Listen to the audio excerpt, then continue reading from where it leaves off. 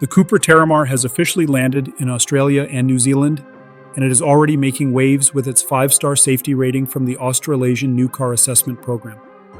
The new mid-size sport utility vehicle proved its strength across all crash test categories, showing solid performance not just for drivers and passengers, but also for pedestrians and cyclists. In physical crash tests, the Terramar earned maximum points for driver protection in both full-width and side impacts.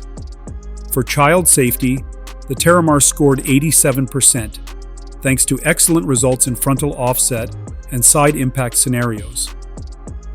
There was a small concern with chest protection for second-row adult passengers in the full-width frontal crash, where the score was marked as marginal. Vulnerable road users were not forgotten either. The vehicle scored 82% for pedestrian and cyclist protection, and 78% for safety assist technologies.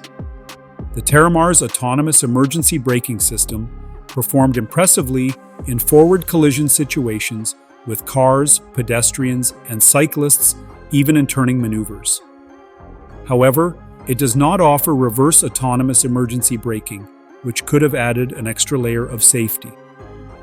The 5-star rating covers all petrol and hybrid front wheel and all-wheel drive variants. However, buyers in New Zealand should note that not all features come standard. While Australia gets blind spot monitoring, cyclist dooring alerts, and intelligent adaptive cruise control as standard, these features are not guaranteed in every New Zealand model. Additionally, the center seat in the second row of New Zealand models lacks a top tether anchor for child seats, making it unsuitable for young children. Do not forget to like, subscribe, and hit the notification bell so you never miss out on more car safety updates and reviews.